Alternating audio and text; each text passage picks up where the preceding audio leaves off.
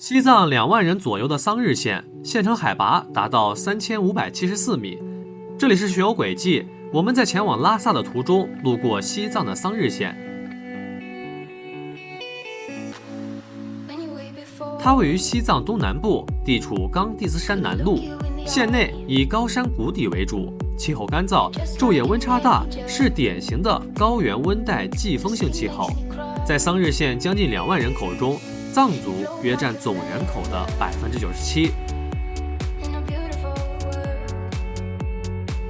桑日在藏语意为红山，农牧业是桑日县的经济基础。县内有丰富的自然资源，并且有多样的旅游景点供游人们参观。